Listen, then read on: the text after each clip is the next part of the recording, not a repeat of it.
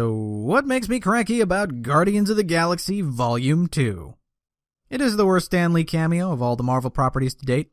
What started as a fun little Easter egg has now grown into something of an obligation, and unlike the good, subtle ones where Stan Lee just shows up playing a part that a random extra probably would have had anyway, this one might as well be a full-on record scratch given how random it is and how terrible it looks compared to everything else. It's like they just figured it out at the last minute, had him come in for just long enough to do his thing, then slapped a CGI in the background and stuffed it in the only place they could reasonably fit it.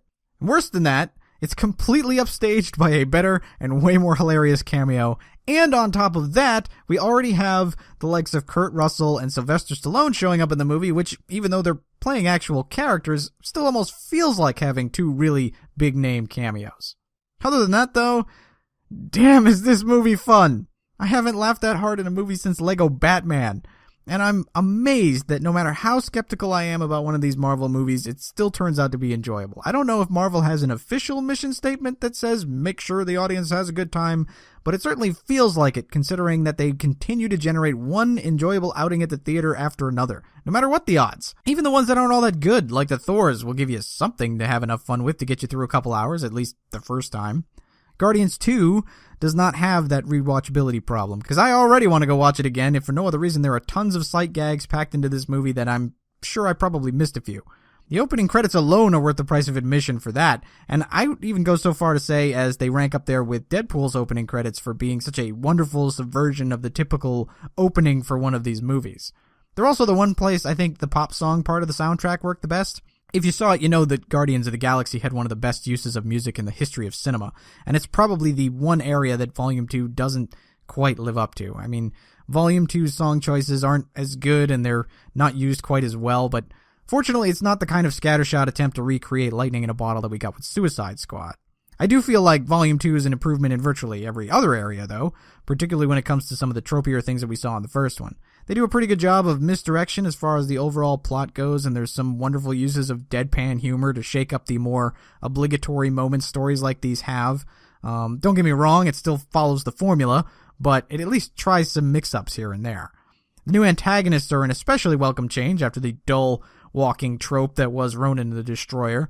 Ronan didn't even have enough personality to twirl his mustache, and his motivations were dumb, so Volume 2's antagonists are definitely better fleshed out and just generally more interesting.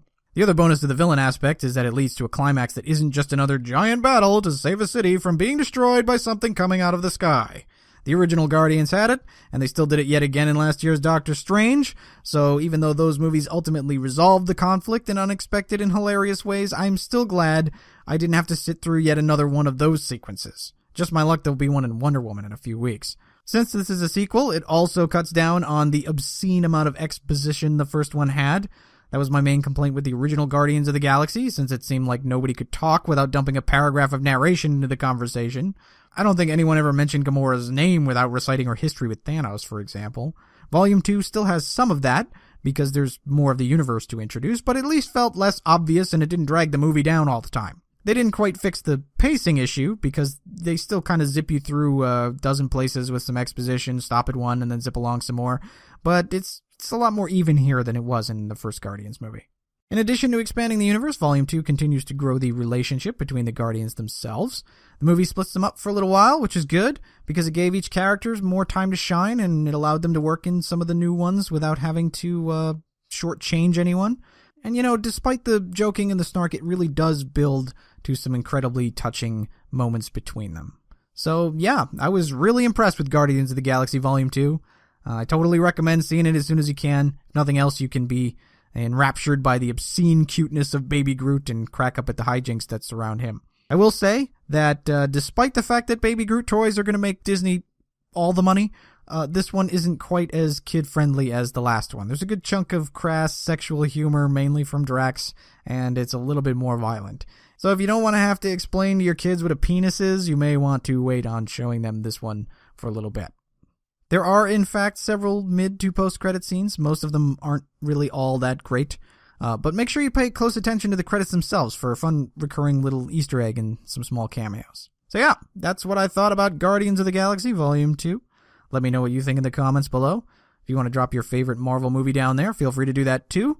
Of course, if you want me to continue protecting the galaxy from the bad movies that are out there, I'll need you to go ahead and like the video and subscribe to my channel.